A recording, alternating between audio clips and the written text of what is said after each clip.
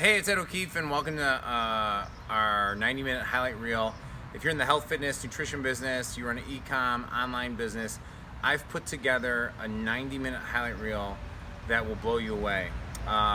It starts off with me at our last Traffic Mastery Live event. Just kind of doing a quick setup just for a few minutes, and then you'll get to meet the keynote from our that's going to be at our September Nashville event, Josh Elizeche. Amazing guy. That segues into Tommy Powers, James Van Alswick, Ezra Firestone, Jason Kursky, and then a bunch of other people. That the whole goal of this video is to create value for you and let you know what happens at our live events. So while I'm giving you 90 minutes, there was literally 2 days of interaction, bomb dropping, tactics, strategies that literally will grow your business very, very rapidly, allow you to make amazing deals with amazing people, possibly your next business partner, possibly the exact traffic people you need, optimization people you need. But anyhow, enough of me talking. Enjoy this, and I'll see you at the other end. What's also really cool is you can actually read the letter while listening to this. It's that long. We'd love to have you out in Nashville on September 25th, 26th for this training that we've put together. It's going to be, I would say, semi-private, 150 spots. You'll be there with my top clients, these top experts, and yeah, that's it. Let's just dive right in. Thanks for being here. Who's excited? Say, I am. Woo! This is pretty exciting for me. Just to kind of give you the 30-second shtick on how this kind of came about this was our scheduled Platinum members meeting. And when I looked at it, I thought, the way I think through things is I'm like, well, where's the biggest limiting factor within our group? Or where's the biggest limiting factor amongst most entrepreneurs, especially the ones if I'm coaching them or they're in my inner circle? And I realized that there's so much focus on funnels, there's so much focus on product, there's so much focus, and these are all positive things, I'm not saying in a negative way. But the biggest critical limiting factor, the guys who seem to have the most security are the ones who understand how traffic moves into a conversion process and then creates a customer or a lead. And so I thought, you know, who would be the 2 or 3 traffic guys that I would like to come to the next Platinum meeting? And so, probably like many of you, I didn't ask 2 or 3 people, I asked like 9. And I made a dream list of like, who would I ask to come to this event? And then they all started saying yes. Like instantly, and I don't ask like in one day, like, oh, I'm gonna ask 2 today, and then maybe if they say no, I'll ask 2 in 2 more days. No, I only have 6 weeks to plan this damn thing. Let's just ask all of them like today. And what happened was literally everybody said yes. Everybody said yes. So we went from having 3 speakers to 18 speakers, all of them who I would consider world-class at what they do and inspiring great people. So I think this will be a great injection, for my Platinum members, and then if you're new to any OKeefe events or anything we do, thanks for being here. Like really, make yourself at home. If you need anything, there's never been a better time in our history to grow a business, grow a brand, grow a personality thing than to be doing with the ability of using Facebook, Instagram, YouTube, Google, native advertising. I mean, this is the best time of being an entrepreneur. The things that are happening with Facebook, algorithm changes, honest to God, doesn't sweat me at all. The one reality that I've seen over the last 10, 12 years of being an entrepreneur is the people who are pros and who stay focused and do the things are going to be the achievers. Like, any fear sends people running, right? So that's just going to lower costs, create opportunities, make things happen, okay? No, I'm just kidding. My name is Josh Elizeche, very difficult last name. I'm Basque. My family's from northern Spain. I own a portfolio of brands. So about 10 years ago, I taught myself programming, then web design, started to take on clients, and as some of you may connect with, saying yes to everything and just having to learn everything along the way.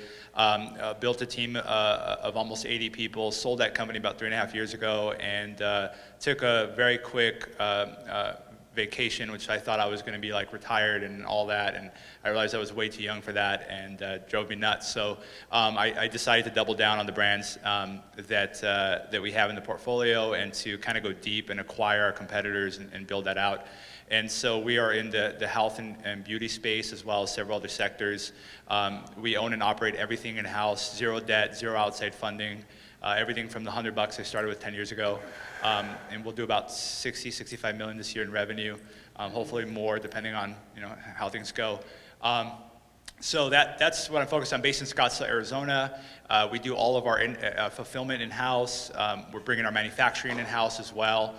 So learning all of those sectors has been a great challenge, and realizing kind of where to vertically integrate and where to outsource and utilize other resources has been the challenge for me, and then of course building the team out as well. But I wanted to mention an extension for Chrome. It's called Facebook Like Inviter. And Facebook Like Inviter, it's free. And what it does is, if you're running Facebook ads, you're getting likes on the ads that you're running. And what it'll do is it'll automatically invite everyone who likes your ad to like the page. And this is interesting because I get a lot of questions about how do you build your social media following. And previously it made sense to run ads to acquire Facebook fans. At this point, it's more beneficial to acquire those fans as a spillover benefit from running ads that are a lot more direct response and sales focused. So Facebook Like Inviter, it's free. Set it up in 5 seconds, and you go to one of your posts, one of your ads that has a good amount of engagement, and you can run up to 500 per day. And so we're adding thousands and thousands of fans that we wouldn't otherwise add just by running that free tool. And then of course that builds authority on the page and all of that. So I wanted to share that because I think that's something that could help a lot of people out. And then in regards to influencers, I kind of heard, I was eavesdropping in some conversations, and I recognized that one of the apprehensions of exploring the influencer strategy for X, Y, and Z business is, well, that doesn't really fit my business. Or, why would someone that's a competitor of mine promote my business? Well, I would challenge you to think one step outside of that. So for example, if you're selling dietary supplements and your target market are baby boomers, women, and you say, well, if I go after other makeup celebrities, they have their own lines. They're not going to want to promote me. Well, take a step outside of just one step outside of that layer and think about what else is that target demographic following, reading, watching, and reach out to them. So I'll give you two examples. I own a teeth whitening company that we have patents and FDA approval on, and we sell mainly through Facebook advertising. In fact, Nick Shackelford and Jake run our media through Facebook, and they're doing a fantastic job. And so we've seen phenomenal growth there. We've really propelled the growth through influencer marketing. And so I don't know if any of you are Howard Stern fans, especially back in the day. He had what was called the Whack Pack. And in the Whack Pack, there was a guy, very short guy named Beetlejuice, Lester Green. He was also in Scary Movie 2 and a couple other feature films. So if you're familiar with him, one of the things that people think about him, aside from his very tiny head, is the fact that he lost teeth, over the years. And so thinking about that, I approached his manager and said, could we do a promotion for our teeth whitening product? And he's like, well, Lester doesn't have any teeth. And I said, exactly, because it's a top of mind thing that comes to mind when you think of Beetlejuice, and he has a really strong affinity with his audience because he makes people laugh. So we ended up doing a promotion, and the weirdest promotion I've ever done, or negotiation. I offered $5,000 because I love the guy, he's made me laugh over the years, and he said no, he won't do it, but he'll do it for $500. But he doesn't want to be in the photo. I was like, okay. So he reverse negotiated with me. But anyway, if you know anything about Beetlejuice, you would get it. So for $500, we received almost 35,000 likes within 48 hours. And it generated a massive amount of return on the re-engagement. In addition to that, thousands of likes. So that's one example of how to just step outside of that layer when you're going after influencers. The other thing I'll mention is I play in the world, my background's really in search engine optimization. And so one of the things that Google's algorithm is looking at is we're looking at the search activity for your keyword and the click-through rate for your listing in the search engine results pages. So one of the things we do with the giveaways is we'll pair that with a search engine optimization treasure hunt.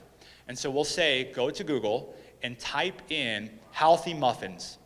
Then go and find nofoods.com's listing, click it, and you're gonna look for a little leprechaun, and it's gonna be holding something. And so then they go looking, click, click, click. They click on the page. They scroll around. It takes a long time on page. They're scrolling around. They look for the little leprechaun. Sometimes the leprechaun will say, click me. So that now they're going to another page. And so they're going deeper within the search result. So we're telling them what to do. And so if you do that with a mega influencer, for example, if you're able to get Kim Kardashian, for example, obviously she's the macro influencer, but if you're able to get someone with millions of followers to do a giveaway in that fashion, you're now getting spillover benefits. I read a book called The Edge Strategy, written by Harvard professors. It talks about there are edges in every business, leaky bucket scenario. And the edge is, how can you get more out of the advertising than your competitors? So you're either going to acquire customers for cheaper than anyone else, ad costs are going up, that's difficult. Then that pushes you to focus on the back end. A lot of companies aren't large enough or don't have the resources to expand their product line fast enough. So I found a middle point, which is to squeeze more out of the money we're advertising with. And so that's one of the ways that we use influencer marketing to actually, we get around 7 million uniques a month through SEO. And the conversion rate is, there's only one thing better than conversion rate on SEO, and that's word of mouth. And so we pay $0 ad cost a month for those 7 million people. So you can sell them pretty much anything. But a lot of that was driven by using influencer pages to go and send people off on treasure hunts. And you got people all over the United States searching for healthy gluten-free muffins, clicking on your listing, and you can stagger it as well. So anyway, that's one of the, I guess, ninja hacks that we use in SEO. I don't think I've ever shared that before. That's ninja. Okay, so let's give it up.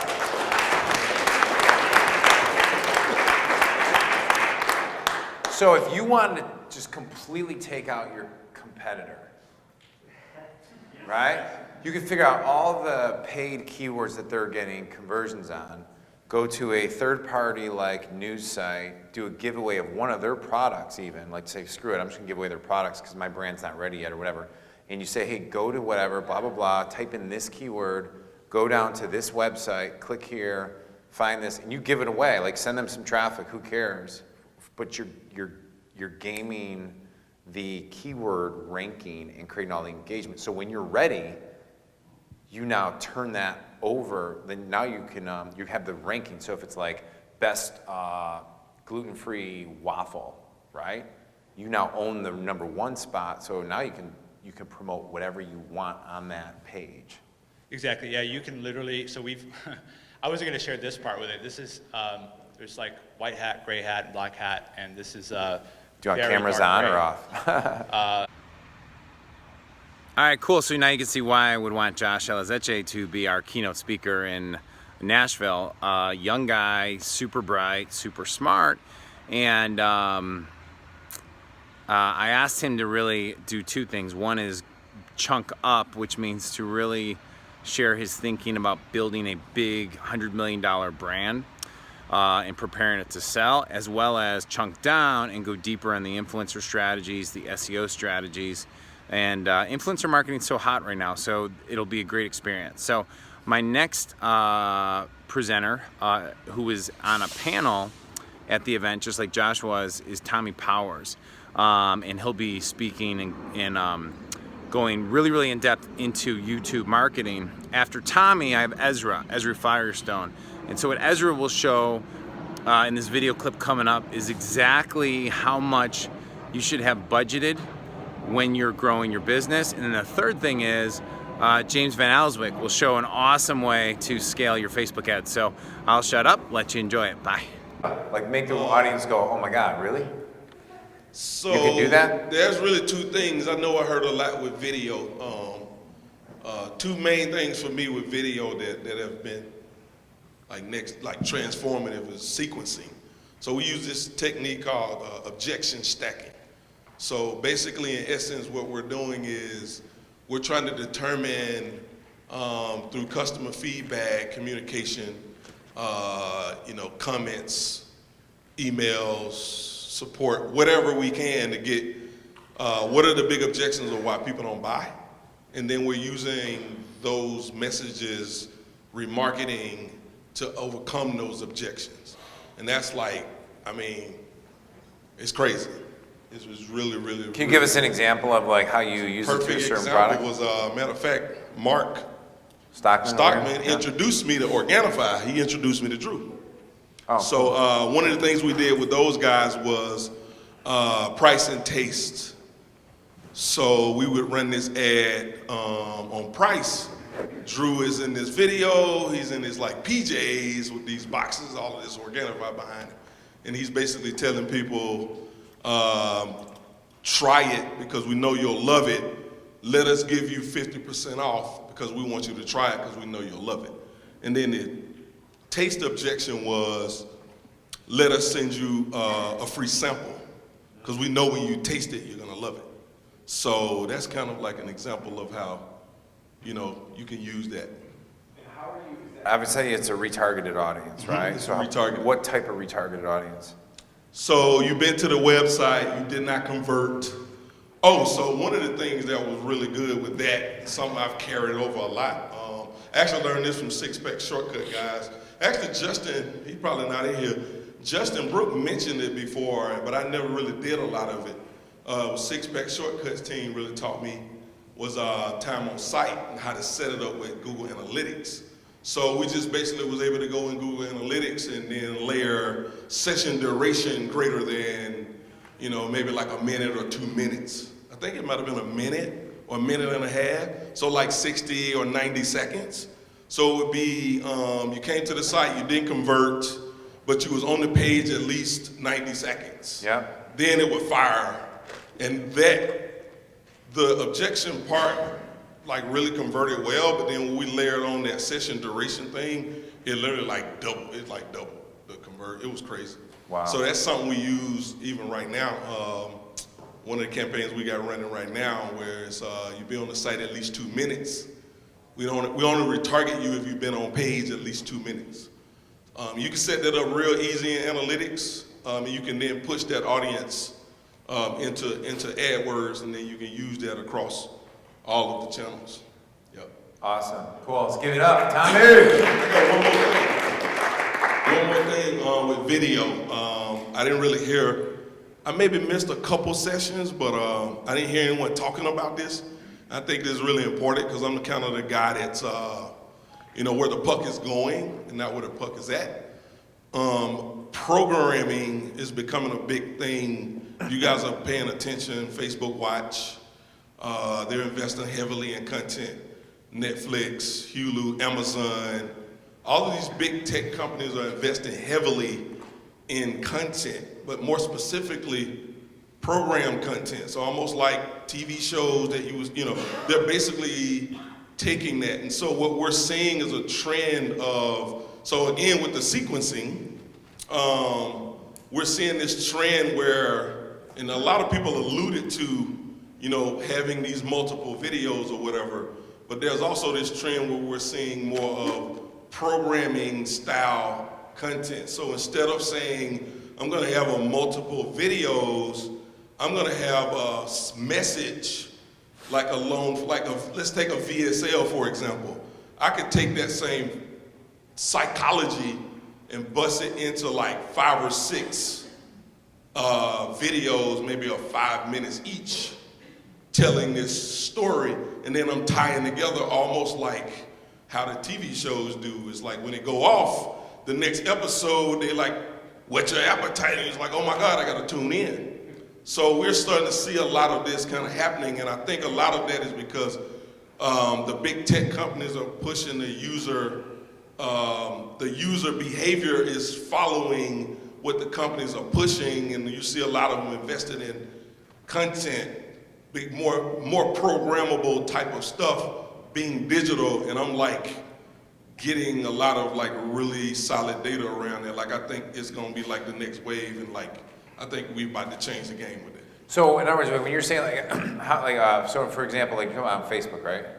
Say that But again. are you talking about specifically on Facebook? I'm or? talking about video, period. Yeah, period, right? No, So like, YouTube, Facebook. did any of you guys see the Tom versus Time miniseries? Like 4 people? Oh my gosh, it was so good. Did you see that? Yes. It was like 12-minute long episodes of like, instead of like a 30 to 60 minute like 30 by 30 or behind the scenes with Tom Brady was like 12 to 14 minutes, and it was phenomenal. Like, you'd fall in love with the person if you, so you're thinking the next level of like brand building or customer acquisition and engagement is create those 7 to 12 minute, 5 to 12 minute like little videos and start building out a channel out of it, right? Not even necessarily building out a channel with it, but just from a human psychology, we're taking advantage of human psychology, kind of like with YouTube. So kind of how I got my start in the YouTube thing was taking the VSLs, uploading them on YouTube directly, and then buying ads to them. Yeah. So the reason why I did that was because I saw an ad on display. You guys remember End of America from Agora? Yeah. They had a display. I was on a website and I clicked the display ad and it took me to YouTube, and I was like, I guess maybe it's working, because the video at the time had like 700,000 views or something. But I didn't know if it was a public video too, so I didn't know if maybe it had organic reach or whatever. But my thought at the moment was, why not put that on YouTube? Because people are already consuming this type of content, long form, and that's what we did. So I took this guy to Breakup Doctor, and we had like an hour, 10-minute VSL, and it just killed it. And then I showed it to Stockman. We used the same model, did very well. Yeah. And then I used it with Organifi, and we just blew that up. So again, it was really leveraging human behavior that's already existing. Yeah. But I see that changing.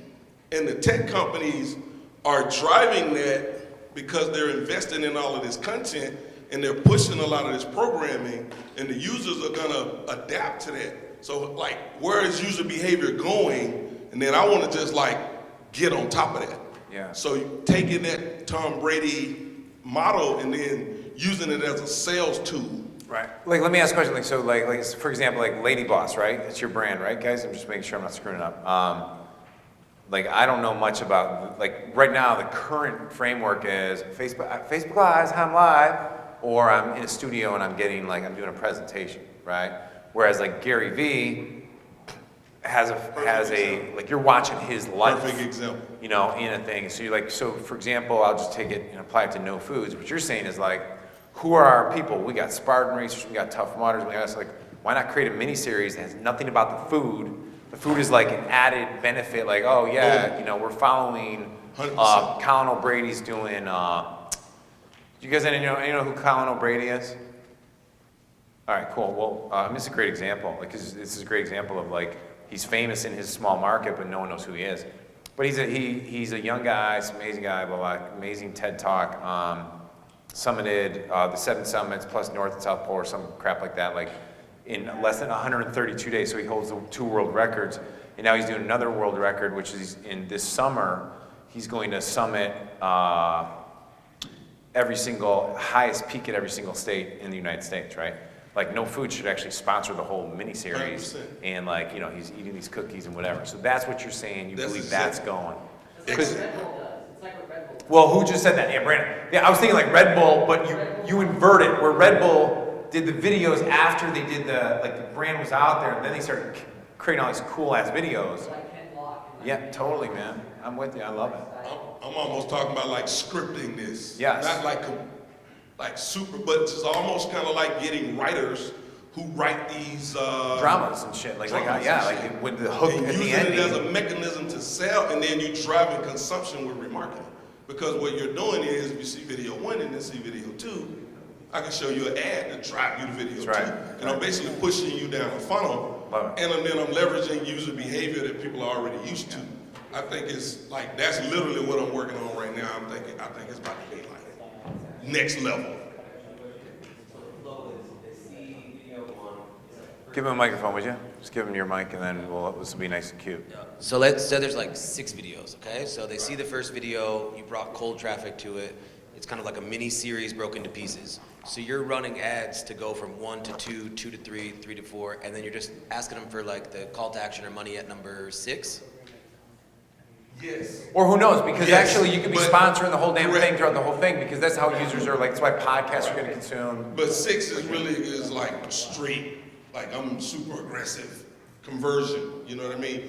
But the trailer, there's really more like a trailer style video that's seeding the message to get them to Yeah, you're making this video. up, man. You're just Yeah. making this whole thing up. We're just, because we're not in a negative way, like we're just making it up. We don't know yet. Like you're seeing this is where you think it's going. Here's the This series. is Boom. actively what I'm working on Yeah, right I now. love it. I love it. And the reason, I mean, I'm just giving you the backstory of why Yeah. I believe, like I don't have all of the data yet, I wish I did, but like 6 months from now, I'll be able to, I'm pretty confident that I'm gonna be like, do this. Cause Yeah. it's gonna be like next level. All right, So awesome. anyway. Let's give it up. Let's go. Should I run an offer with this price point this way, or should I run an offer this price point this way? And it took me like a minute to wrap my head around an answer, but the answer was really simple. I feel like I'm screaming. Can you guys hear me okay? Yeah. Can you hear me now? Okay. The answer was really simple. My answer, and where's Jeff? Is Jeff Fuster in the room or no? I mean, Jeff Fuster is the best at answering these questions. And his answer was, I don't need Jeff in the room. He's good. He's good. The answer I had was, is anyone else running an offer similar to that successfully with that price point? And if there's no one in your market running a similar offer, even if it's a different, like, I just got a little too loud, didn't I? Or it's kind of weird. I need earphones. You like those famous singers? I need that right here. If no one is running it with a similar price point and metrics, and you're going to be the first one trying it, right now you're going to waste money trying something that's completely unproven and you're guessing. You're just guessing, right? And then the other thing you brought up, which was two big brands on how they run it. And if you look at them, like Netflix was one comparable, their economic model is completely different than probably anybody in our world can afford. Does that make sense? So if I was going to test something and it had any kind of membership model in the health and fitness market of any kind, I would have listened to everything Craig and Danette said, laid out their numbers and their metrics, and I would test that. I would look at whatever Tom DeLauer's doing, his numbers, his metrics, and I would test exactly that, you know? That's what I would first test with. So that's number one. Number two. So I mean, that's the big thing. Oh, James, you're back. Good. Good. All right, come on up, bro. One of the biggest breakthroughs we had in our business or in our agency or with No Foods came from two very specific things. One was listening to a talk that James gave.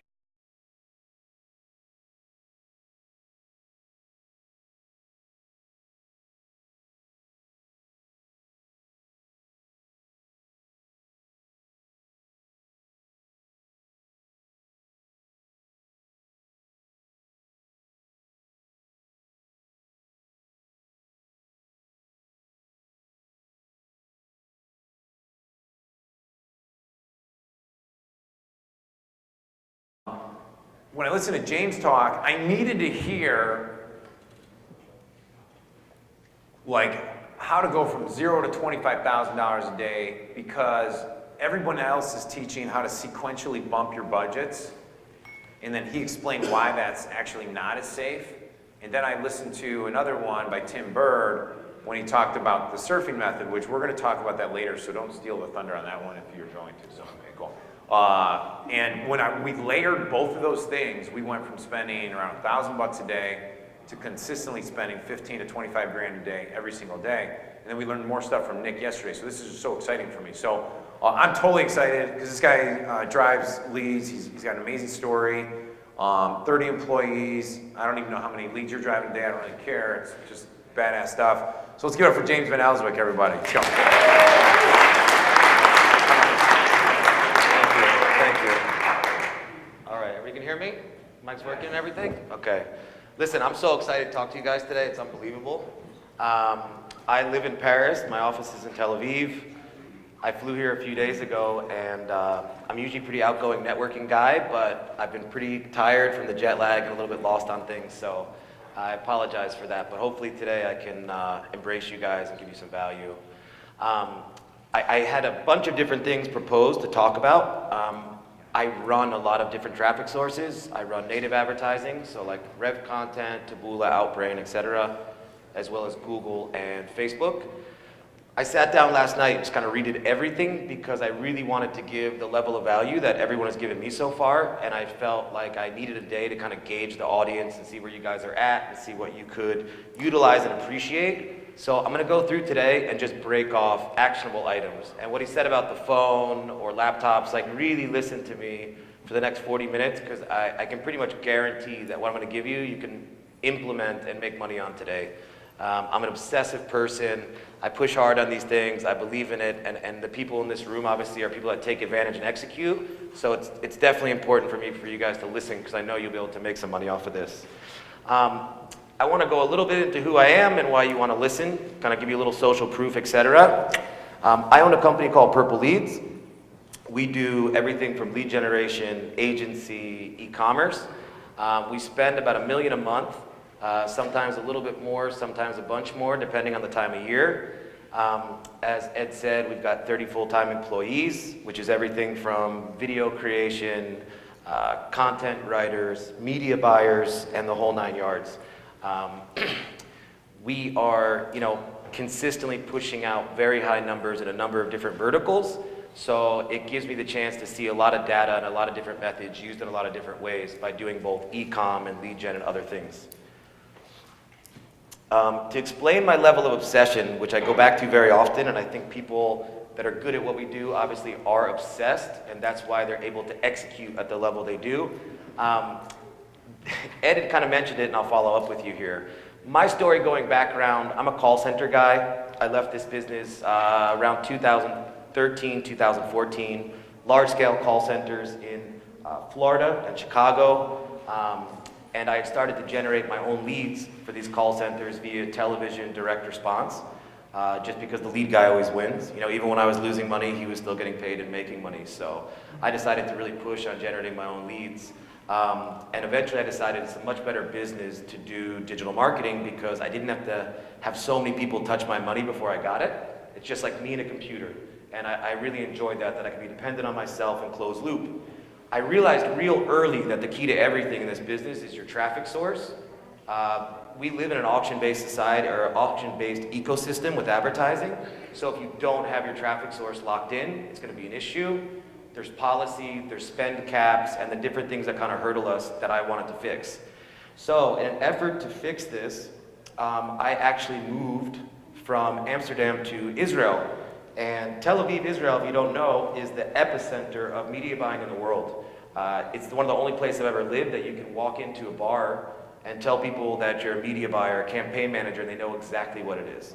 I can put out an advertisement for media buyers. I'm going to get 50 applications of people who've already managed 10 to 20K a month in budget. So by moving there, I was able to access, obviously, Facebook and Taboola, Outbrain, Google. When I moved there, I took an apartment 2 blocks away from the Google office. We did not have a rep. I was just dedicated to getting a rep. And I literally went and drank coffee in the bottom of this building for months, just hoping that I would attract the energy to get a rep because I knew it was so important to me. My partner got us the rep, and now we have an amazing relationship with Facebook. We're in their office once a month. If I'm there, I try to meet with them once a month. My team is going there sometimes twice a month. They help us with creatives, like their creative department. They help us with really good campaign management and insights. Everyone that says like Facebook reps don't know what they're talking about are pretty much full of shit. They don't spend their own money, so we have to be careful when we listen to them. But at the same time, when you have a rep that's already had clients that are spending $1 million, $2 million a month, they really do know what's going on based on what they see in other ad accounts. So we've leaned on them very heavily. Also for compliance, policy, it's still a relationship game. You still can have conversations with Facebook and show them documentation to allow them to run your offers, but it is it's a relationship thing. This is me and the team at some of the different traffic sources. They definitely feel blessed. I think I trained everybody from scratch. I trained my media buyers from day one. I will not hire anyone that has any experience besides their own personal account. I train them from the ground up. I just want to hire people that are super hungry. You know, I hire character and I just train the skill. So I want people that are hungry, maybe disadvantaged, you know, really don't have a chance. For example, in Israel, I hire people that migrate to Israel and don't speak Hebrew. So they may be super intelligent, great at what they do, master's degree in economics or statistics, but they can't get a real job. And I've found that everybody's always concerned about their media buyers stealing their stuff or their secret sauce, etc. And I've found that when you give people opportunities, they're less likely to screw you over. So this has been a real foundational thing with the media buying department for me. I want to go through today and just give you meat. Like everything here just needs to be actionable.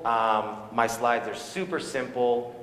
They're basically going to be words that are going to push me to explain to you the different things that I do here. So I want to start out with video views. I don't know if you guys know what video views are.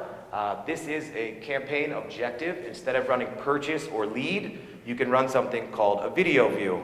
And this is going to expose your video ads, which I really like, to as many people as possible. And what I do here is I use something called phishing. Okay, so in the traditional marketing arena before this happened, right, we had stats on a CPM level, and we could see how many people clicked. And this click was the first level of intent. Like, this is the first step. They were interested in my ad, they clicked on it, or they engaged with it, they liked it, etc. What happened with video views is we found this new area. We're able to target people based on how long they watch our video. Okay? So what I do is I will take a relevant video that very clearly illustrates what I'm advertising, and I will just run it with the only goal for people to see it. This is not like a conversion-based campaign for me. And the reason I call it phishing is I make these video view campaigns, and maybe I run them broad to the entire geo that I'm advertising to, or I'll run them targeting an interest. And what happens here is, over time, as I'm accumulating data, I'm finding people that are watching 50 to 75% of my video. So I've now very cheaply, because this is a very low cost to acquire these early indicators of how long they watch the video. I'm no longer paying for clicks to get my level of intent. I just want to see how long they watch this video for. Once I've got this audience of people that have watched my video for 25%, 50%, 75%, I then take those people and remarket them my offer because I know they're already interested. So it's almost like building a warm audience just based on how long people watch your video for. My step 2 on this is I build audiences off of it. So once I've got enough people that have watched my video, let's say for 75%, I will use them to make a lookalike audience. Now normally to build a lookalike audience, we need a certain number of conversions to make it valuable to us. It needs to be a statistically significant number of conversions for Facebook to even make a very good data model. They require quite a bit of data, in my opinion, to make things good. For e-commerce, I would say like 200 conversions, maybe 400 to 500 view contents, add to carts, where with video views, it's such cheap traffic, I can get tons of these indicators to let me know they're interested, and I build lookalikes off these. And I find this to be much cheaper than any other type of lookalike audiences are building in this manner. So video views, if you're not running it now, definitely try it, and I'd be shocked if you don't have success marketing the people that watched your video for a long time. This one is just a no-brainer. Very few people do it, but it can decrease your cost by 50, 75% if you do it correctly. Again, with video ads. When you're running video ads, everybody is so concerned about the length, the content, what's in it, how does it look, etc., etc. But at the end of the day, people still need to click on it. And they're not clicking on the second frame, the third frame, 10 seconds in, 30 seconds in. They're clicking when they see the thumbnail. So when you make a video ad, you can put any thumbnail that you want as that front piece to get them to click. So when I make a video, I then go and split test, 10 frames that are from inside the video. And usually it's nice when, let's say, you have a video of a person and they're making a weird face or their hands are in a strange place. That creates kind of a clickbaity effect where you're wondering what's going on. Or if you want to go really aggressive, which I usually do, I will use a completely separate image from the video. I will find the most clickbaity, hard to understand, what's going on image that stops the thumb, they click, and then they engage my video. So I just split test the thumbnails. It's the easiest way to make money that to decrease costs and make money that I've seen. I put in one image, one thumbnail image per ad set. I set the budget at $5 a day for 3 days, and I'm just looking for CTR. Because the thumbnail image, if it's even relevant, it's very unlikely that it's going to affect the conversion rate. The video is going to make the conversion rate, but the thumbnail is going to make the CTR. The CTR is going to bring down the cost to make a lead. So you go through, you got thumbnails, you're making money with a video ad, and you're paying, let's say, $1 a click. Well, you start split testing these thumbnails, and you get something a little more attractive, you may get a way higher click-through rate, henceforth decreasing the cost to get somebody to your video. So this is like a $15 a day test that can decrease your overall marketing costs by a huge amount. All right, cool. So this next clip is of Nick Shackelford and Zach Zellner. Zach is the CEO of PupSocks. Nick ran the agency and generated all the traffic. And the one thing to note, because it's hard to hear, is that they spent $1 million, made over $4 million in 35 days. And this is a little bit technical, just so you know. And at some of the at our event, we want the guys to walk through specifically how they're doing it, and not just talk at a high level, so that you walk away with a blueprint, you get the PowerPoints, all those things. So if some of it doesn't make total sense, just bear with it, because it's exactly what you need to hear. Naming conventions, how to work with influencers, and then he shares an amazing strategy on how to work with influencers. I cut out a lot for this, but there's some really good nuggets there. And my son's running here. He wants my phone. All right, see you guys. Enjoy this. Bye. So I want to talk about a little bit of the structures before we actually got into scaling. For me as a brand for me as an agency, right away we attack low-hanging fruit. Ezra's 100% correct. You start with that purchase data. And no one talks enough about this, but I focus on naming convention, especially when you work with yourself, especially when you work with a team, and you work with a team that's remote. If you don't have a naming convention for you to navigate at this much spend, pushing this much volume, you're never going to find success. Everybody being on the same page. What day is your campaign launch? Where is this running? What placement? If you're not understanding what dollars or how big your audience is, there's no chance you're going to be able to hit this spend at this time. And our primary ad account now has 3,900 ad sets, which is a slight increase from the 6 that I had before. Very good point. There's no way you're navigating that. So we definitely utilized. Hey Nick, real quick question. When you say naming convention, are you kind of talking about like I've heard James has talked before about how he names all of his ad sets and all his campaigns. Are you saying just crystal clarity amongst what all those ad sets mean for speed and for testing and optimization? Correct. So there's a search and filter portion that not many people utilize. We label it, I'll get into it, I actually have a picture of it, but every agency, every person has their own style. They can do dashes, they can do spaces, they can do backslash, forward slashes. But as long as it indicates what audience, what day it was launched, what placement, and how big the audience is, that's how you're gonna find true speed, especially working with a team of, which we had was 8 multiple media buyers in at once.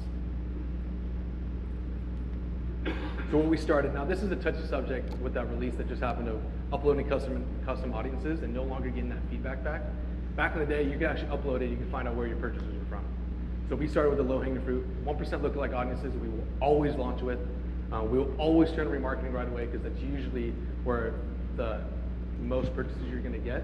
What we like to do is we like to break it out with 1 day added cart, 1 day initiate checkout, exclude kind of what Ezra talked about, go to 5-day, 14-day, etc. And obviously the best performing creative. You'll see the creative that we used here. It ain't sexy. It's not a thumb stopper, but it produced a lot of purchases. And when you see it, I actually want to get a raise of hands, would you click on this or not? So I'm going to try to go through that there. And obviously the first thing is account spending limit, raise that. If you know your goal is to spend $1 million, exactly get into what we actually had to go through headache-wise in terms of getting that cash to us, was if you're not going to get the raised ad account, which is kind of why we had to go to 4 ad accounts to get this, to pull this off. It's just very, very critical. And then our naming convention. So, agency brand, the way this relationship works is full transparency. A lot of brands don't understand necessarily what's happening on the marketing, especially when they outsource it. So if they can have an insight to like, okay, why you're doing what you're doing, he's gonna feel more confident in letting me spend all that money, right? So if, and then vice versa internally, find out where my team is putting those dollars. At scale, it makes perfect sense.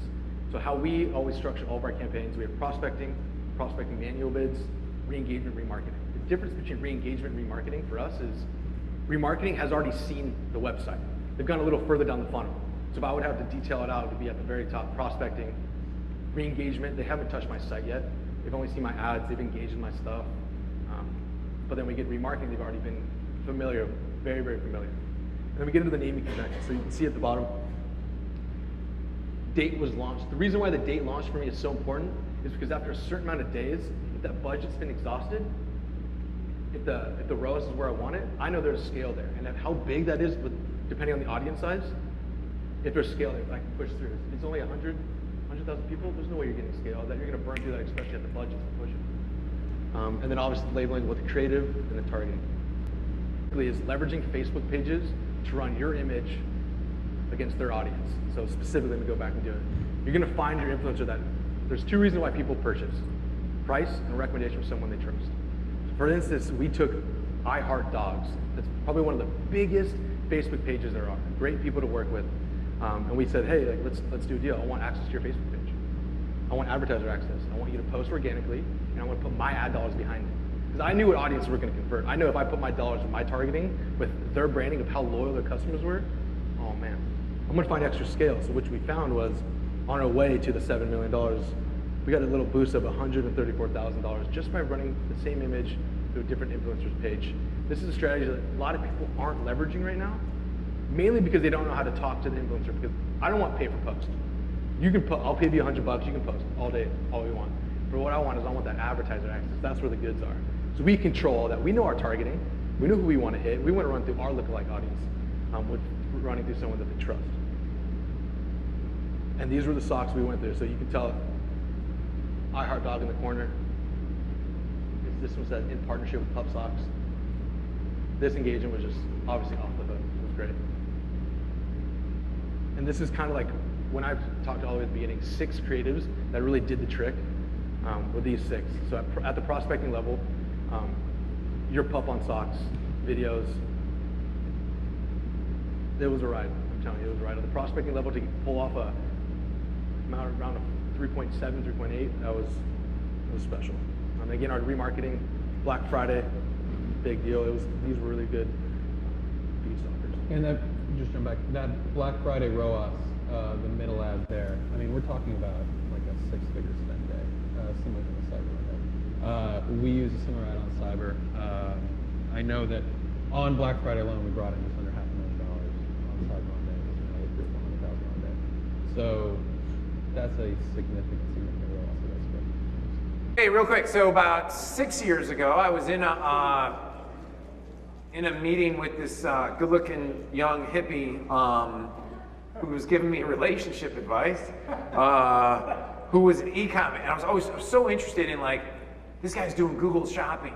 Like, if he could do shopping, I could just have a store. Like, can I just have a store that I could send traffic to, and I don't have to build funnels and sales? Like, I mean, long-form sales copy. This would be amazing. So me and Ezra were hanging out, and he had just started Boom. And at the time, Boom was like so infancy stage, and Facebook was so infancy, and no one was really using social media to build brands and generate massive amounts of revenue. So I'm gonna make this quick because enough about me, but like Ezra Firestone's one of the sharpest guys in the business, one of the best guys to learn how to create a brand as well as create a e-commerce platform with direct response components to it, and also how to utilize celebrityship or turn somebody into a celebrity that no one really else knows. So he's traveling a lot, speaking a lot, doing amazing stuff. He has a I'll let you tell all your stuff, but let's give it up for this amazing guy, Ezra Firestone. Ed mentioned that we were talking about relationships like 7 years ago. I really think that where it's at in life is relationships. I think ultimately most valuable thing that you will get out of this experience is a connection with another human being that's here. So I think you should, take time to make friends. No more touching. That's the end of the, stay in your own bubble. All right. Keep your hands to yourselves. But you got the elbow rub there. Would you like to talk about business? Yeah. All right. So I run a 8-figure e-commerce business. We did 25.1 million in 2017.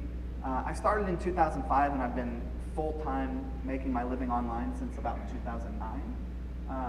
I lead a team of 72 people. I noticed there was some talk about systems and scale that you guys were interested in, so catch me on the break, I can tell you about that. What I'm gonna do is give you, there's like different levels in this room of people who are kind of just getting into the game, people who have $1 million businesses, people who have multi-million-dollar businesses. So I'm gonna give you like my viewpoint and context on how I look at brands and direct response. Then we'll get into some like real specifics that you can take away and implement in your business for Facebook advertising and Messenger. And then I'll end with like where I think things are going and what we're focusing on as a brand. And I'm just a dude, I really like this stuff. I'm just some random guy who like rolled off his couch in Brooklyn and kind of got lucky to fall into this when I was a professional poker player in the New York City underground. This was a better sort of lifestyle model, I figured. By the way, have you guys noticed the trend of like cuffed pants? Anyone here rocking the roll-ups? No? Raise your hand if you got the rolled cuffs.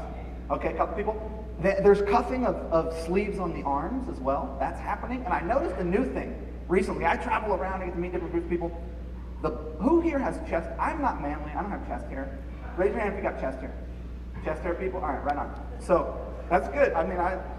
So the buttons are going down, right? It used to be that you collared up, but then that was a little too tight. So now it's like, this is sort of like how I do it, just one button. I've been noticing lately, the buttons they're dropping. Buttons are going down, so you're gonna start seeing people with the buttons down here, just fully open. That's my team. We have 4 different brands that I'll tell you about. So in 2017, like, whoa, look at that. Check this out. Bam! You haven't seen flames yet? I got flames. I like that. This is our revenue across 4 different brands. Zipify is a software as a service business for Shopify. It launched in 2017. So 2017 was our first real year in business. We did $1.5 million in annual recurring revenue. Be Friendly is a skincare brand on Amazon, also did $1.5 million. Smart Marketer is an information publishing company where I kind of document what's working in my e-commerce businesses, share it with folks like you. Did $3 million, and Boom did $19 million. Boom is kind of the heart. Like I grew up on a hippie commune. I got lots of stories about that, but like I'm into this concept of permaculture. Hooray for the confidence monitor, thank you.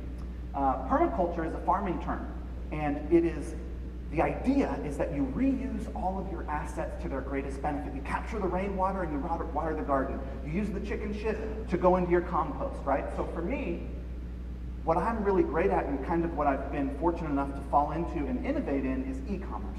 So e-commerce is like the main engine that drives everything that I do. I take what works on Boom, I document it, and I share it with folks at Smart Marketer. Any development that is good, I put it into Zipify. Any money that Smart Marketer and Zipify make, I put back into Boom.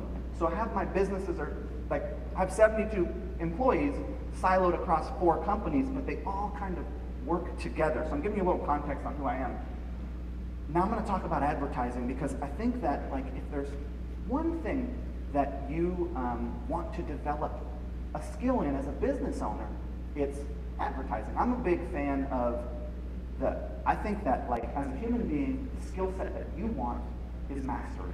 Mastery is the willingness to put your attention in one area consistently over time. If you put your attention on becoming a better advertiser, 30 minutes a day, you pick up the instrument and you play it, you get better at that. So we should, by the way, give it up to Ed O'Keefe real quick for bringing us all together. Where's Ed O'Keefe? Here's Ed O'Keefe.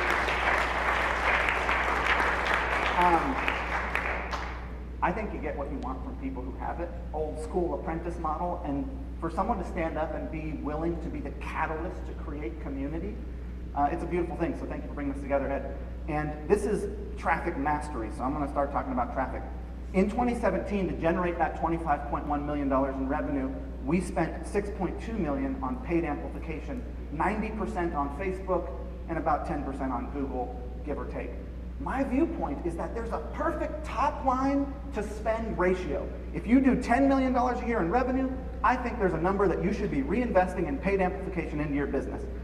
And that is 15 to 30% of your top line should be reinvested in paid amplification. So think about this. If you do $10 million a year in revenue, $3 million on the aggressive side should be put back in the next year straight into ads.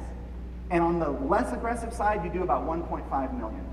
Straight from your top line number, not your profit number. And I'm going to explain my viewpoint on that in a moment. That's the ratio that I find for an e-commerce business at scale if you want to grow as fast as you can without bankrupting yourself. Set your budget and spend it. This is what I see with traffic. Spend, stop, spend, stop. You know, traffic is one of those things that you have to do consistently, right? So it's like if you think of your business like your body, and you want your body to scale, you want to have more endurance, you've got to jog every day or every other day, or it's not going to work. So our ad spend was 6.2 million. Our top line was 25.1. That's 24.7% of our top line number we spent in paid amplification. That's about perfect. And I'm going to explain this as we go. So what I think you should do while we just talk about how to manage budget is I believe you should have a breakdown of how you're spending this money. So awareness is people who don't know about you yet, never heard of you before. That should be about 50% of your daily spend, in my opinion. Retargeting is folks who've engaged with you at some point. And I'm going to go through specific examples of how to implement this. This is the context portion. Retargeting should be about 40%. That's people who've seen a video, visited your website, viewed a product, etc. 6% is loyalty, meaning people who bought from you once before. Loyalty, we make a ton of money in the loyalty pillar, and a lot of people ignore this. People think traffic and conversion. That's a big buzzword in our industry. Traffic and conversion. But it's like, to have a business that works, you need traffic conversion and repeat business. That's the loyalty pillar.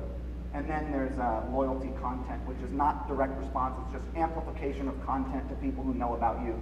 Not trying to get them to buy anything, but just to engage them in a conversation. That should be about 4% of your daily spend. We'll break these down as we go. One thing that people don't talk about enough when it comes to scale. Now, I would say a business at scale is 7 figures. At 7 figures, you've got team, you've got system, you've got process, right? And the thing about scale is what it is processes that are repeated over time. So just like you jog every day, you put out an article on your blog every day, you post to Facebook every day, you run ads. It's just consistent processes that are happening, right? That's what a scaled business is. So there's this thing that happens. Most companies, so I've now built 5 7-figure and 1 8-figure company. And it's always taken me to about year 2 or 3 to really hit stride. And I think the reason for that is this concept of halo. So let's say you spend $1 million this year and you generate 100,000 subscribers and X number of sales, etc. Some of those people poured over to next year. There's this halo effect, right? So if you're reinvesting in amplification, amplification being the fuel that drives the car that is your business, buying advertising, it has this halo year over year. It appreciates over time. And this is the beauty of a paid model, is it just gets better over time. So there's this halo thing that happens that you will benefit from if you adopt the viewpoint that the best way to grow a company is to consistently buy visibility for it in a smart sales process, which we're going to get into. So I advocate for consistent investment. You can't see the snowballs because they're white on white, so that wasn't the best design. I had flames, you know, I thought it was pretty cool, but apparently not. Anyways, this is one thing that I don't see enough businesses doing. Pick your budget, spend it. I don't care if you're profitable. Think of it as an investment in the growth of your brand. And I'm going to explain that.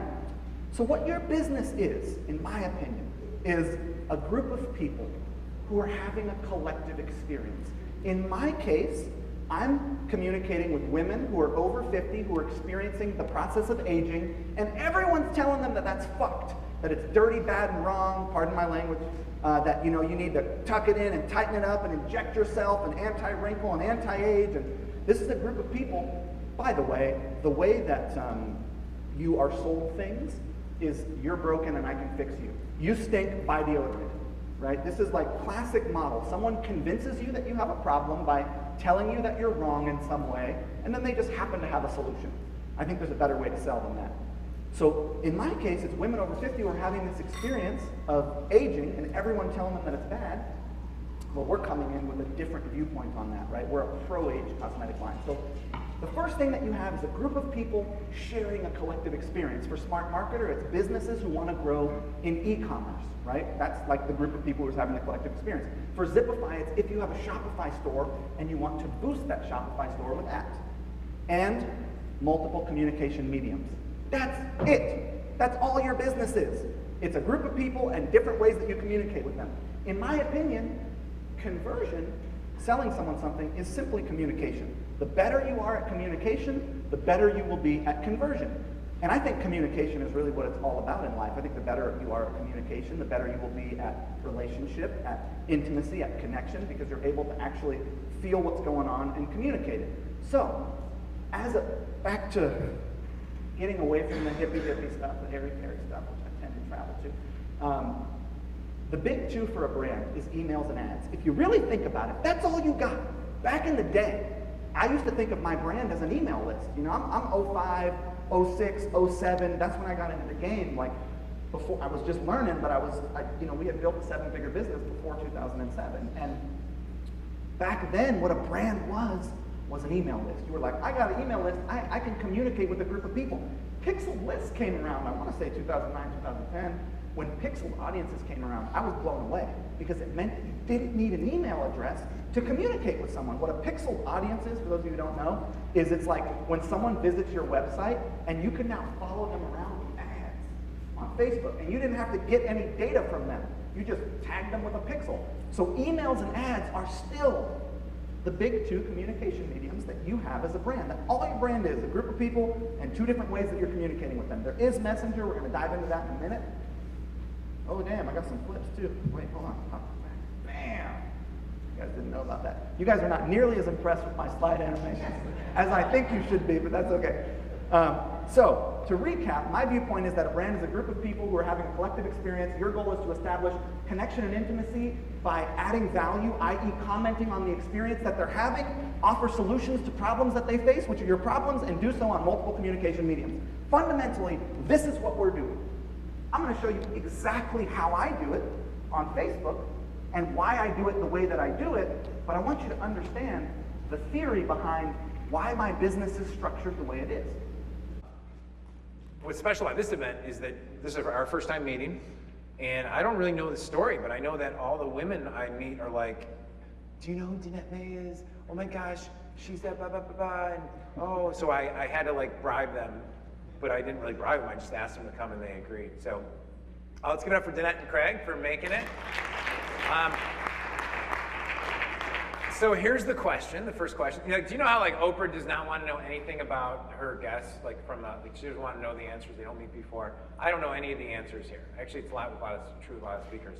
So who is Danette May, and how'd you get started, and how'd you guys fall in love, and how'd you grow the business, and how much time do we have? Yeah, right. So take us back. Yeah, you guys, first off, it's an honor to be here, and we just want to be of service. So open to any questions. We want to help you. We believe in this abundance that we can all be massively successful, and so many people have impacted our lives. So we've been doing this for like 5 years, and our story's pretty dramatic. Literally about 6 years ago, I had $47 to my name, sleeping on the floor, tinfoil on the antenna for my daughter to get Clifford the big red dog so I could actually work. I worked on a computer that someone was throwing away, and I wrote my books on this computer, but it hummed and it did not keep a charge. So if I jostled it just a little bit, then it would lose everything that I'd worked on. And at night I would work on this all night, working on programs, but I had $47 to my name, and I won't get into the details of how I got $47 to my name. But I was in my lowest of lows, and I didn't have support, and my family had isolated me. I was in divorce, and I literally knew that I had this huge dream in my heart to affect women around the world, that I couldn't be the only one who felt somewhat broken, somewhat like lost. And so I knew how to transform bodies. And I knew the power of healing foods, and I knew the power of healing movement through the loss of my son, and also through the power of healing thoughts. So I love how you mentioned, you know, don't just think I'm gonna step in just a little bit or learn something. Like, we all are amazing and have genius, and it's just time to own it. And so that's what I did, and found Craig. I did a search on Twitter wonk, whoever was trending in fitness, and you know, this name came up number 4 under Oxygen magazine. And I was like, oh, it's a name, and it's in Vail, Colorado. Like, it's a person. So I looked him up on Facebook, reached out so many different times. Wait, so he was trending on Twitter? Yeah, I blew up my my Twitter when it first started, like when it was a thing, like 10 years ago. Yeah. And I just got up to like 150,000 followers or whatever. In fitness? Yeah. Just I 'cause didn't it know wasn't a that. hobby. Because see, I met Craig when he was doing like different real estate stuff, right? So Yeah. coaching and whatever, investing. Awesome. I didn't know that. Dude. Yeah. Oh, cool. Okay, keep going. This is great. Yeah, so, you know, I believed in the power of like visualization. So you guys just need to know, 5 years, $47, literally $47 in my bank account. We're now a $20 million company, and we are just getting started. I'm so excited for everything that we're creating. And so I just kept reaching out to him, and we laugh at these Facebook threads because I was all trying to be professional. I had nothing. I knew nothing. I just had this dream. And I was like, I have this dream, and I know you're gonna love it, and I would love to talk to you. And he finally reached out and was like, I love helping out entrepreneurs, and, you know, we can get on a phone call. And I was like, no, I'm gonna drive out and meet you. No kidding. Yeah, I was like, I've gotta make sure I can like look in his eye, and I didn't know, you know, a lot of people, he was a bonus that he looked like this. I didn't really know what he looked like or anything like that. So, and I think And she was a bonus that she looks like this. I mean, Craig's like, yeah, I'm the bonus. Yeah, okay. But it was strictly business at first, and I just shared my dream and what I wanted to do, and he told me how much he costed to like, and I was like, oh my gosh, if he only knew I'm sleeping on the floor, and I used all my money to get here, and I used all my points at the Marriott to stay here, and it was so funny because I was like, I'm gonna take him out to dinner, and granted, I had never eaten out at a fancy restaurant at this point, and he's like, oh, we'll go to this seafood restaurant, and I was like, oh my gosh, all my money is like, all that I just like slowly had saved up. He was dousing in our dinner. But anyway, 6 months went by, and I think that I made somewhat of an impression of like this grit and this passion. And anyway, long story short, you know, he decided to help me, and then we fell in love. And Had nothing to do with her posting pics on Facebook and when she was in a bikini competition. That had nothing to do with it. It's like real estate, or I can help this young lady who's reached out to me. How'd you make that decision? Completely did the whole like pros and cons, piece of paper, wrote it out. Yeah. Oh, great.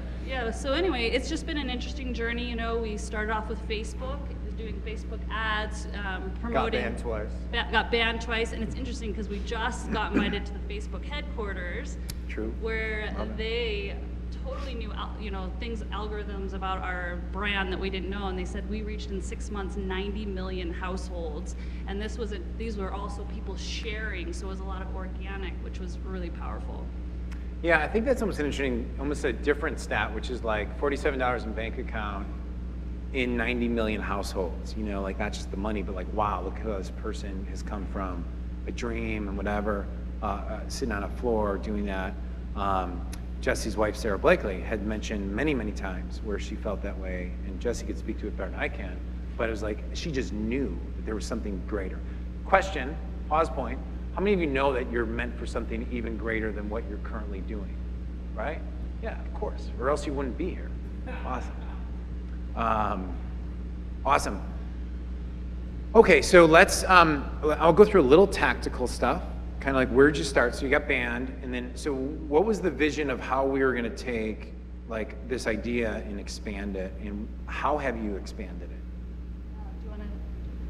Yeah, so we started with a recipe book, almost. That I wrote on that computer. So we started with a recipe book, ran Facebook ads to it, gosh, almost 6 years ago now, and it was a lead gen offer. So we actually had success out of the gate. Out of the gate. Yeah, so we built an email list of about 100,000 in early days. We were right about break even at 30-day mark, so we were able to make enough on the back end to sustain the business. We quickly recognized that continuity was the name of the game, Yeah. so we created a membership site shortly after that, started building up the subscription revenue. And then from there, we started identifying areas where we could acquire more customers. So we were really focused on customer acquisition offers. Yeah. So we came up with a 3-day detox, which was like a $9 offer.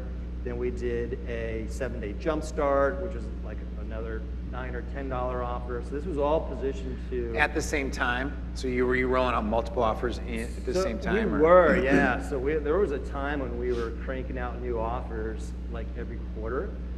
We've slowed down significantly since then.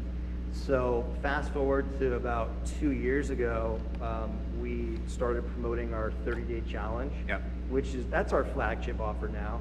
So we promote that about every 8 weeks or so, and we typically generate about 20,000 customers every challenge, and then that feeds into our membership program. So we got to a point where we dialed in our existing offers that were converting well. Yep. Continue to iterate, continue to improve the customer experience. So we're at a point now where we're focused on just a few main offers. So it's the 30-day challenge. Then we still have customer acquisition offers. We have a DVD, which is our 3+ shipping offer, which you might say with technology and video streaming, there's no People way still want it. People Yep. still want DVDs. Yep. People are still buying DVDs, right? So we're still running that offer. We've had that for about 2 years. Continue to run that offer with the membership being the back end. That is such a writer downer. Like that is such, here's the deal, is like if you're in a market where there's any kind of info product capability, it's just kind of unique. Even who would even think of selling a DVD? You know? Right. That's amazing. Right. Okay, awesome. Yeah, so that's still going well. So, and then we... Can I ask you, sorry, Craig, Yeah. are you guys self-liquidating on it? Meaning are you breaking even or slightly profitable at acquisition of it, or you're not? So the DVD, we're break even.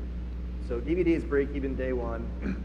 30-day challenge is slightly profitable. Yeah. Depending on the time of year when we promote it. So all of our front end offers, we are at break even or slightly profitable on day one. Awesome. With the 30-day challenge, what percentage of the people who join that, like out of the 20,000, are coming from cold audiences versus either people like existing customers who came in through a self-liquidating offer, Yep. or a lead, or warmed up audiences? Yeah, so we promote pretty heavily on Facebook and on Google for our 30-day challenge to cold traffic, and then we have an email list that we cultivated as well. So Jeanette has developed a pretty good relationship with that list, so we've earned the right to sell these offers to them. So the breakdown is on the last challenge. I can tell you the numbers. We did about 20,000 total participants. Of that number, 3,000 were to warm traffic to our existing audience. So 17,000 pretty much new. 17,000 new customers. Yeah, that's great. That's great. Okay, what happens after the 30-day challenge? So after the 30-day challenge, what we see is right around week 3, they're in the challenge. They know Jeanette. They like her. They trust her. The program's starting to work for them. So we start to seed the next step, which is our membership offer. Yep. So that's called Fit Rise. Yep. So the last 2 weeks of the challenge, we really promote that as the next step. Continue on your journey, and then we give them an option of $29 a month or $197 for the annual. Yep. So here's the cool thing: 2-to-1 take the annual offer. Totally. Yeah. Totally. 2-to-1 take the annual $297, which from a cash flow perspective puts an additional, $200 directly in the bank account right away. And I would be willing to bet, without even asking them, that those are the people who will spend more money in like another month, 2 months, 3 months on food offers and stuff like that. Yep. Or supplement offers. Yep. Jason Krisky from Straw House was somebody that I've always admired from afar. Saw a couple videos of him, and I thought, you know what, if we can get a guy like Jason to come to this event, then it sets the legitimacy bar extraordinarily high, because they're literally spending millions and millions and millions and millions of dollars every single month on Facebook. And that is the one traffic channel you focus on right now, right? So, I mean, this guy's Facebook everything. So, I'm not going to do much of an introduction because I think I've already done it, and you can tell everybody how awesome you are. But one of the fastest growing companies in Canada, right? And grew his agency by over 3,400%. Like 3,000 some percent. Yeah, pretty awesome. So let's give it up for Jason. Tear it up, buddy. Yep. Everybody, thank you very much, Ed, for that lovely introduction. I don't do a ton of this. I've done a little bit more kind of talking recently, but everybody be gentle. So I'm going to talk about measurement and attribution today, and we're going to talk about some policy stuff at the end, because I'm sure everybody wants to know about that. So let's push the right button. That's not the right button. Oh, that's changing the clock. Is this one? Oh, there we go. Cool. So who am I? So I've been in this space for almost 10 years. I got introduced to affiliate marketing through a friend of mine, and I was basically a high volume email deployer for a few years, basically a deliverability engineer, started crafting subject lines in marketing. We were sending hundreds and hundreds of millions of pieces of email every day. We didn't really care about who we were sending it to or what we were sending to them. This was like not Wild West days, but like not far from it. So after a little while, I kind of realized that that was a bad way to do that we should at least be like figuring out what they're opening and send them things that they are opening or interested in. My partner in that business didn't think that was a great idea, so we kind of parted ways, and that was right when Facebook started to kind of really pick up steam. Newsfeed ads were a thing, and I started building infrastructure for those guys. I met a guy on the internet. We ended up living in the same building in a weird little town in Canada, and we started Straw House together in 2014. So initially we were doing a bunch of like really aggressive trial continuity.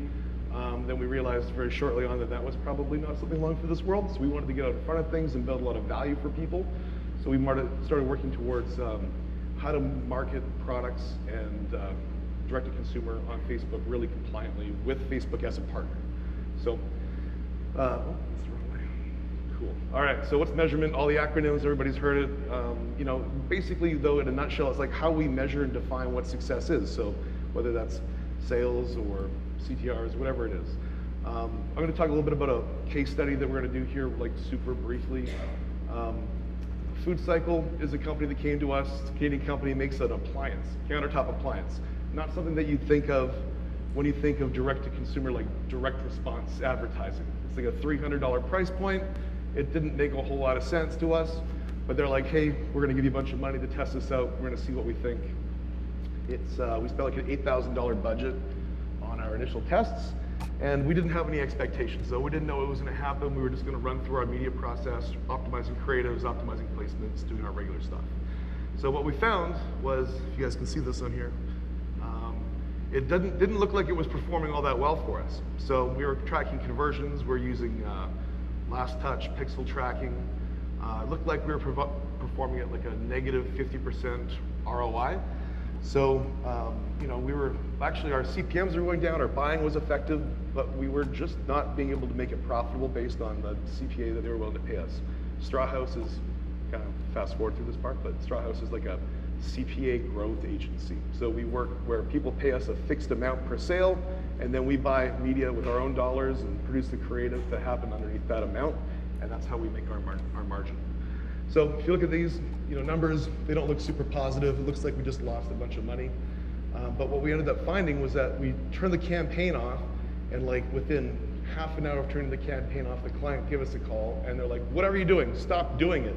Our sales on Amazon are plummeting. And so they were watching this stuff happen in real time. The difference between us being able to attribute conversions that we were driving and what was actually happening was hugely different. So it looked like we were seeing an earning per click of about 61 cents based on our tracking and our ability to understand what was happening on the prospecting side. We were paying about $1.24 CPC, which wasn't too bad for that kind of product. But what was actually happening is we were driving like 200% more conversions on Amazon, which we weren't able to track, than what was actually going on. So even, and this is kind of crazy, so Amazon, we were selling it for $300, Amazon has it for $400, and even with that increased level in price, when you get to a certain price point selling a product, particularly like a consumer electronic or appliance, the propensity for someone to abandon to Amazon and buy it on Amazon because of the built-in trust and understanding of that relationship is exponentially higher. We have a lot of companies that we work with that sell on Amazon in addition to DR funnels, and the abandon rate is, maybe between 10 and 20%, but this was like something like we'd never even seen before. So if we didn't have the relationship with the client to be able to understand that that was actually driving that huge amount of sales for them on Amazon, we would have pulled the plug on this thing and not moved forward at all. And we've been able to totally transform their business and scale them into like a little Canadian appliance success story. So kind of what does that mean for you guys? A lot of you guys are all your own product owners. So how does that kind of translate? You got to see the whole picture. What ends up happening is that you can't look at your attribution or your conversion in a vacuum. So when you're driving sales via paid advertising on Facebook, Google, Instagram, whatever channel it is, you see all of these cross-pollination and different effects. So because we drive a lot on Facebook, I'll talk specifically to that. So what happens is we drive a lot of, so maybe spend $10,000 a day. You're going to get branded search, organic search, Amazon, all these other channels that people will abandon the cart process and then rediscover you through. It was pretty crazy that there's no real great way to be able to handle this. Facebook and Google are both working on really robust attribution technologies, and I'll talk about Facebook's in a little bit. But what happens is that we use lift testing as a way to be able to gauge the impact on other channels. Does anybody do this? Use lift testing at all? Yeah? Okay, awesome. So basically what we would do is we would take a budget, we'd be spending, say, $5,000 or $10,000 a day. We would increase that budget 50%. And then we would watch what happens to all the other channels. So how much does branded search go up? How much does organic search? How much is Amazon? We reduce the budget by a different amount. What happens to those numbers? We trail it for like 2 days. We're not doing any retargeting in this period of time because we're just trying to understand the relationship between the main channel that we're driving and the other channels. And then we'll build like a spreadsheet or some sort of formula to be able to predict out that, okay, when we increase budgets here, it has a corresponding impact on these other channels. So you can actually understand that if you're looking at just Facebook and your profitability on your CPAs for the traffic that you're driving, it's actually maybe not that number. It's probably not that number. So what you want to do is you want to look at everything and understand the relationships, because you could run a prospecting campaign on Facebook that looks like it's not performing, like you're running at a loss. But in reality, what's happening is that you're maybe running at like a much higher ROAS than you think you are. So, obviously we're at a bit of a disadvantage sometimes because some customers we work with, we don't have like the CRM access, so we have to kind of go back and forth and pull it around. It's a little bit of a pain in the ass. But yeah, so you can see like usually just doing proper lift testing, not the Facebook lift API or the Facebook lift testing, that's something totally different. That's like when they isolate your audience and they show ads to people that don't show ads to other people. That's not super valuable for this. That only talks about like actual ad performance. This is where you actually understand the relationship between how everything works. So, quick 30-second story. Ryan Skelly sends me an email, says, hey, you should interview this guy for a podcast, Jesse Itzler. I just got done doing the Navy SEAL camp. The last thing I wanted to do was talk about a guy who hired a Navy SEAL for 31 days or 30 days. That's when he just did Living with the SEAL. I'm like, what is this? This is crazy. I got the book anyway.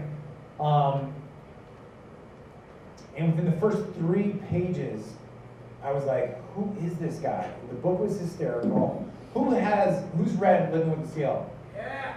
All right, so you still got a market, bro. You still got a market. There's like 80% of them still have read it. Living with the Seal is one of the most inspiring books to get you out of your comfort zone, try new things, look at life differently. It talked about Jesse's journey. In his journey, he talks about some of the crazy stories, like how he was a white rapper who then got signed for a label, then didn't get re-signed for the label, taught him certain lessons. Then he went into like creating jingles and mixes for NBA teams and then other pro sports teams, and then how they sold that business. And then, and I love this, I show this in all my intensives, like when we do small group stuff, is how him and his partner, or best friend, whatever his name is, were on a private jet for the first time. And they were like, oh my God, how do we do more cool stuff like this? And out of that spawned Marquis Jets, which they, I think in a 7 to 9 year period, did over $5 billion in collective sales. In the first year, they did more sales than NetJets, right? I mean, this is crazy stuff. I don't think Jess is gonna talk too much about that. So if you have a chance, you've gotta go back, or we'll send you videos of him at our past events. The story's amazing. Didn't know shit about the market, went into it anyway, disrupted $1 billion market, and then he's like, okay, cool, I'm gonna go run 100 miles, I'm gonna court the most influential woman in the world, not Oprah, Sarah Blakely, right? So Sarah Blakely.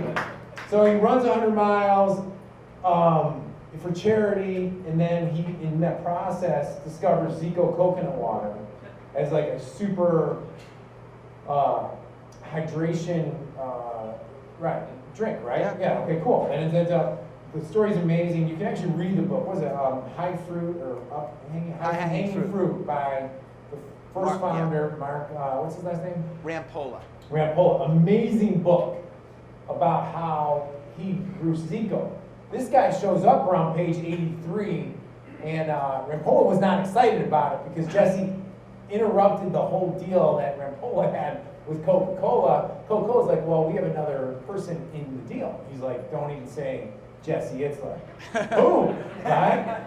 Jesse ends up raising a ton of money. They become partners. They sell it to Coke. Now, the specifics, if he wants to go in, I'll tell you. But like, what I love about this guy is, I don't think he's changed since he was 18, 15, 16. I mean, same guy, amazing down to earth, but thinks ridiculously big, and has a huge heart. So again, like I was like, hey Jess, can I bring my clients to Hispanics to Atlanta? And he was like, yeah. And this is all out of his just kindness.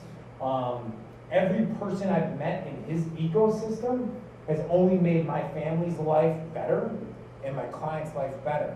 So when you talk about doubling down on a relationship, I double down on this relationship. If he's like, hey, we're gonna go do something crazy in this country or this place, if it's physically possible, I don't care about the money, we go because of the circle of friends we've made. So with that said, let's give a huge warm welcome to Hello. So just a couple of quick announcements before we start. You guys can all hear me in the back, right? Good, okay. For starters, amazing morning this morning, great sessions. It was way over my pay grade. I decided, there was so much information, I actually took notes. I'm highly ADD, I'm not a great note taker, but I took a lot of notes today, and some of them I'm gonna keep in my head for my own business, and some of my takeaway was like, there's a lot of really smart experts in this world. I think I have to outsource some of the stuff you guys were talking about because it's like, it was just, it's too hard for me to figure it all out. But it was a great session. I'm glad that I was able to participate in it. You guys are in, this is my wife's office. This building, just a little bit of history, is about, this whole development is only about 3 or 4 years old, I believe. It's called the Shops of Buckhead. It's gone through many different names. I think now it's called the Shops of Buckhead. This is the only retail, only kind of office space here. Everything else is a retail store. And my wife was part of this development project. There's 3 floors here. And I'll give you guys a quick walkthrough. When I say guys and girls, a quick walkthrough when we're done and answer any questions about my wife's journey. But in a 30-second elevator pitch, for those that don't know, my wife started this company, Spanx, with $5,000 in savings. She was selling fax machines door to door. She never took a business class. She failed the LSATs twice. And at night, she would come home and work on this crazy invention called Spanx. And when she launched this company, she launched it with, again, $5,000 in savings, but with no investors. She's never formally advertised. She has no debt. And she was able to build this, along the way keeping her credibility, her integrity, and doing it with no partners, which is, as an entrepreneur, is an amazing feat to not have debt or investors and take $5,000. But also as an entrepreneur, it's really lonely being an entrepreneur. Anyone here that has themselves as a partner knows that, like, when the toilet overflows, you got to fix it. You're responsible for it. It's really lonely. And to do that journey for 17 years without, bringing in extra capital and investors it's an amazing thing. So I'll give you a little bit of the tour when we're done. I'm going to do this a little bit differently tonight because I think a lot of you guys have heard me speak before. So I don't want to do like a keynote, and there's been a lot of discussions about business today. I want to have a life conversation. Everybody here is in the second, except for the kids that are in the first inning of their life. Everybody else here is in the second or third chapter of their lives. I want to talk about life because I feel like business is a reflection of how you conduct your life. If you're happy, it's going to come out in business. If you're mad and resentful, it's going to come out in business. I want to talk about life. So the other day I was driving my son. I have 4 kids. My son is 8 years old, and he's sitting in the back of the car. I'm in a minivan, so he's in the back row of the minivan, and I'm driving the car. We're having a regular conversation. I'm looking through the mirror of my son in the back of the car, and he says to me, he says, "Dad, can I ask you a question?" I'm like, "Yeah."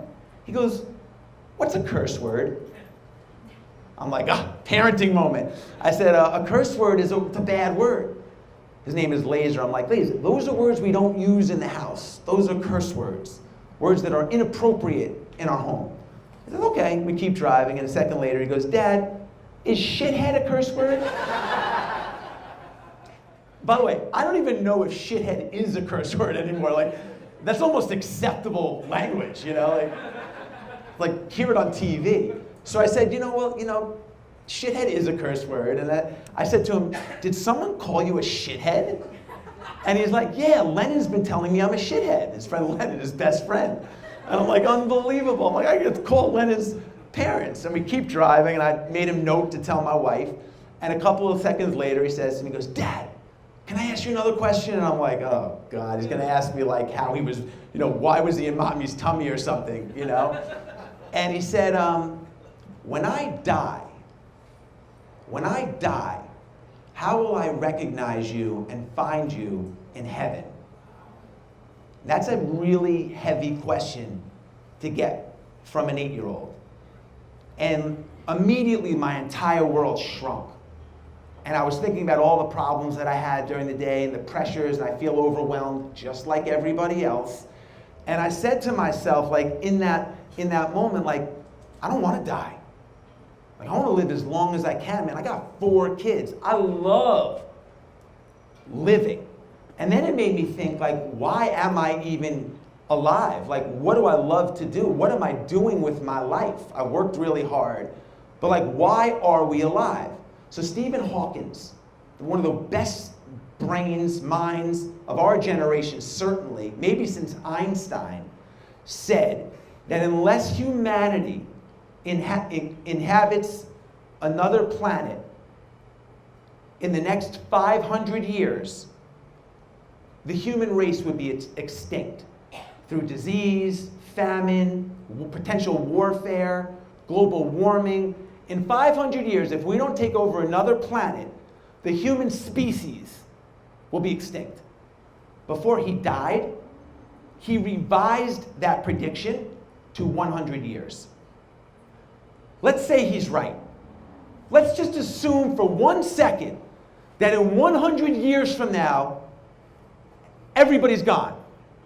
How would you live your life if that was the case? Forget about you, because everybody in this room in 100 years, we're not going to be here. But what if humanity, our kids and our kids' kids, weren't going to be here? How would you approach your life? Well,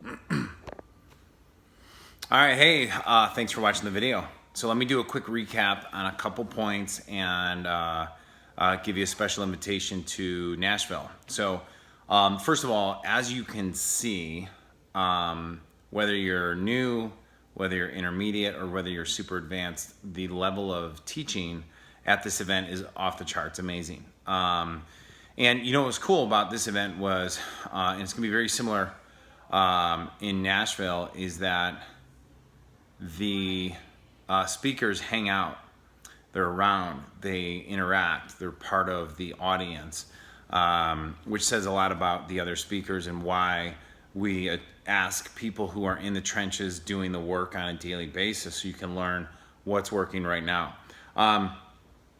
A couple things that were not said on the video is we have an optimization expert, we have an Instagram expert, we have a whole panel of my platinum members that were not in this video, but you'll see them at the live event. We have people doing 8 figures in Amazon, multiple 7 figures, many doing multiple 7 figures with using Facebook, Instagram, email drops, all of those channels. So you're gonna get a lot more than just people on stage speaking. You'll see a lot of panels, you'll see case studies, and it'll be a really fun environment. So 2 things you should know. One is the event is 100% guaranteed. So if you invest in it and you're like, Ed, this isn't what I wanted, blah, blah, blah. After the first day, you could either, if you're watching this live virtually, you could send us an email asking for a full refund. We will completely honor it without asking any questions or giving any hassle. I mean, we are going to put together something amazing, and the people who are the right people for this, we know we're going to get an amazing, we're going to get them such great results, and they're going to be blown away. So I can give this 100% no questions asked guarantee because I'm that passionate and that aware of what we're going to deliver. Sometimes it's just not the right fit for some people, and that's okay. And if you're at the live event, you do the same thing. I'll pay for your, I'll refund you immediately, and then we'll pay $500 credit towards your hotel room and travel. But it's got to be at the end of day 1. Number 2 is there's only 150 spots, and 50 plus of those, more than 50, will be covered by my platinum members and their one guest they get to bring who's on their team. So that'll be covered. So as we're launching this, there's less than 97 spots. I mean, 97 is a good number to tell you. But we have 5,000 direct mail pieces going out right now. And as the time of this video, you're probably going to notice I'm all over Facebook, Instagram, YouTube, and in the email inbox. So we are going to sell this out. And there's only 300 live streams. So if this is something that's attractive to you, jump on it now. Number 3 is the Atlanta recordings. As a bonus, you can get all the highlight clips of everyone you just saw when you attend the live event, not just the live stream, because there's no way I'm giving away both events for $1,000 or whatever we're charging for the live stream right now. But that bonus is available right now. So there's only so many spots on that, and you will get all these highlights that you saw are well worth the tuition we're asking for Nashville. So I would not hesitate on this. This is going to sell out. Whether you're new, intermediate, or advanced, my thing that I tell all my speakers is I want you to give your black belt stuff. You got to come and deliver. And my thought process on this, if that intimidates you, is that if you learn what the black belts are doing, even when you're a white belt, your foundation, or we have a philosophy that says you never learn anything at the white belt level that you'll never be able to use the black belt level, right? So we try to build foundations that are going to serve you for the rest of your life.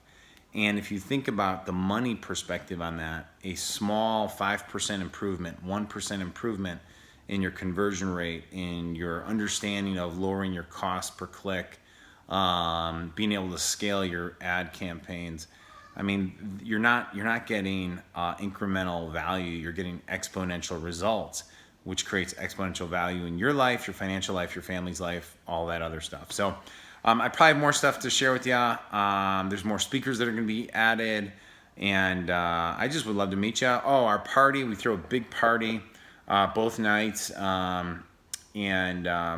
for where I have musicians in Nashville come sing. It's just amazing and play for us. And so that's it. This is at OKeefe. I would love to see you there. If you like this, share it. Otherwise, I hope you got value out of it, and I'll see you on the other side. Thanks. Bye.